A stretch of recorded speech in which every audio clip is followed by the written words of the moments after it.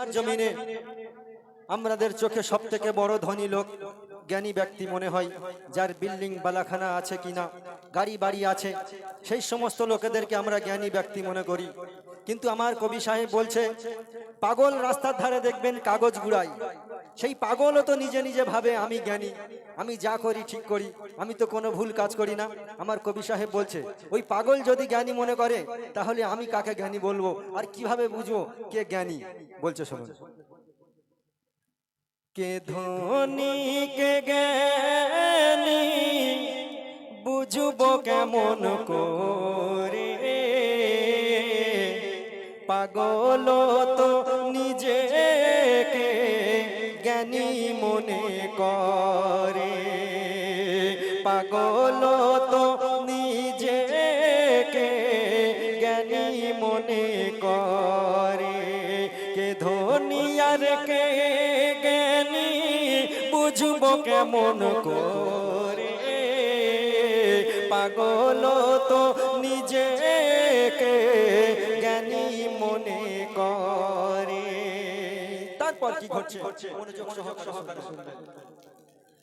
এক বাদশাহ সভা করে বলিল সবাইকে, এক বাদশাহ সভা করে বলিল সবাইকে, বাদশাহী দিতে চাই, নিতে চাও বলো কে কে।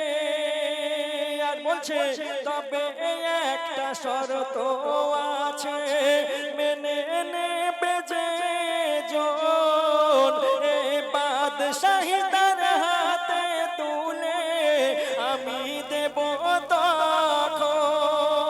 আর বাদশা বলছে, 5 বছর পরে আবার নেব কে, 5 বছর পরে আবার নেব কে, ঘন জঙ্গলে চিরতরে দেব ছেড়ে। আর সেখানে সাপ বিছু কত কিছু গো,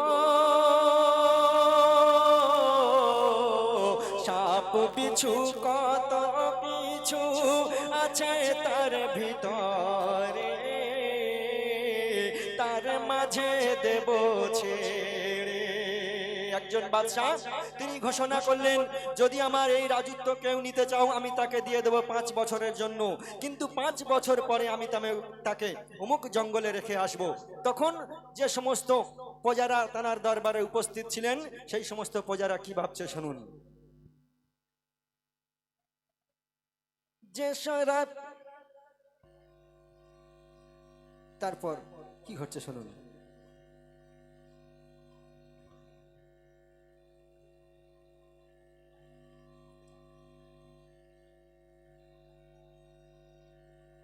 তো বাদশাহ যখন ঘোষণা করলেন, বলো তোমরা আমার রাজত্ব কে নিতে চাও, আমার রাজত্ব দিয়ে দেবো এবং 5 বছর পরে জঙ্গলে রেখে আসব। তারপর কি ঘটছে শুনুন। যে শোনে সে ভাবে মনে, এ কেমন ঘোষণা, যে শোনে সে ভাবে মনে, এ কেমন ঘোষণা, 5 বছর পরে হবে জঙ্গলে ঠিকানা। সেই প্রজারা ভাবছে, সাপ বিছু কত কিছু আছে তার মাঝে, আর বাঘ সিংহ আমাদেরকে ছিঁড়ে ছিঁড়ে খাবে। আর বলছে, হতে চাই না রাজা, আর পেতে চাই না অমন সাজা, হতে চাই না রাজা, আর পেতে চাই না অমন সাজা, ভিখারির বেশে ভালো আছে, হিসাব মোদের সোজা। সেই প্রজারা ভাবছে ভিখারির বেশে ভালো আছে, হিসাব মোদের সোজা। এই বলে এক এক করে সবাই ফিরে গো,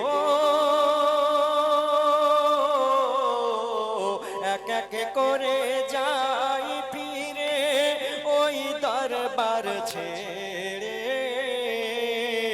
আর বাদশাকে পাগল মনে করে।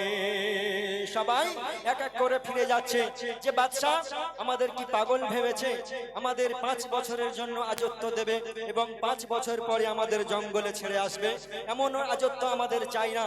তখন এক ধারে এক জীর্ণ যুবক বসেছিলেন, সেই যুবক এসে রাজাকে বলছে, এক জীর্ণ যুবক ছিল ওগো, এক জীর্ণ যুবক ছিল পাগলের বেশে। আর কি বলে, আমি হতে চাই রাজা, বলে হেসে হেসে।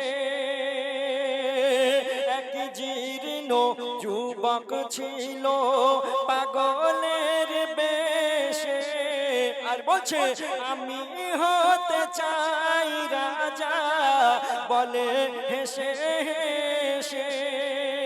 আর তখন বাদশাহী তুলে দিল ওই পাগলের হাতে। আর বলছে 5 বছর পরে তৈরি থেকো, যাবে ওই জঙ্গলেতে। কি বলছে, 5 বছর পরে তৈরি থেকো, যাবে ওই জঙ্গলেতে। আর শোনো পাগল কি করে, ওই 5 বছর ধরে জঙ্গল সাফ করে, সেখানে মহল গড়ে। তো যখন বাদশা 5 বছরের রাজত্ব ওই পাগলের হাতে দিয়ে দিলেন, কিন্তু ওই পাগল 5 বছরের মধ্যে ওদিকে জঙ্গল কেটে সব সাফ করে দিল, ওখানে একটা মহল বানিয়ে নিল। বাদশা দেখছে পাগল নয় তো, এ তো বেশ ভালো মানুষ, আমার প্রাসাদ থেকে জঙ্গলে একটা মহল গড়ে নিয়েছে, এর তো আর কোনো ভয় নেই। তখন বাদশা বলছে কি, বাদশা বলে পাগল নয় গো, বাদশা বলে পাগল নয় এ, জ্ঞানীদের জ্ঞানী রে, নিজের জীবন নিল গড়ে। ছন্দে আল্লাহ পাক রব্বুল আলামিন আমাদের দুনিয়ার জমিনে যে হায়াতটা দিয়েছেন, এই হায়াতের মধ্যে থেকে আমাদের আখেরাত গড়ে নিতে হবে। আমার শেষ ছন্দে কবি এমডি সামাদুল সাহেব তানার কলমের ভাষায় কি বলছে শুনুন। শোনো তবে বাদশা মোদের, শোনো তবে বাদশা মোদের, আল্লাহু আহাদ। 5 বছর মানে রে তোর জিন্দগির হায়াত। আমার প্রিয় কবি এমডি সামাদুল বলছে 5 বছর মানে রে তোর জিন্দগির হায়াত। ও গো বাদশাহী মানে মোদের আল্লাহু আহাদ। ও গো শোনো তবে বাদশা মোদের আল্লাহু আহাদ।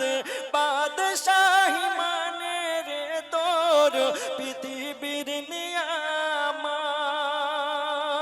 আর বলছে 5 বছর মানে রে তোর জিন্দগির হায়াত। 5 বছর মানে মোদের জিন্দগির হায়াত।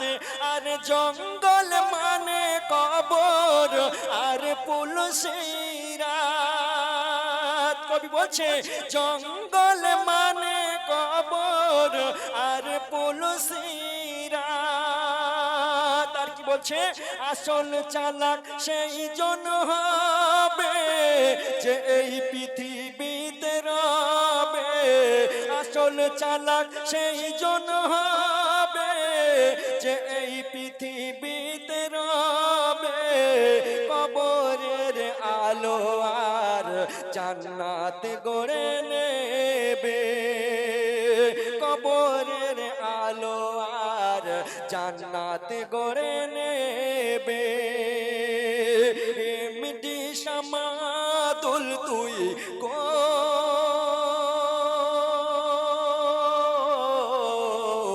এমডি শামাদুল তুই ধনী না জ্ঞানী রে, বল না হিসাব করে কে ধনী কে জ্ঞানী বুঝবো কেমন করে। পাগল তো নিজেকে জ্ঞানী মনে করে, যে দুনিয়ার জমিনে থেকে আখেরাত গড়ে নেবে। আসসালামু আলাইকুম রহমতুল্লাহি ওয়া বারাকাতুহু।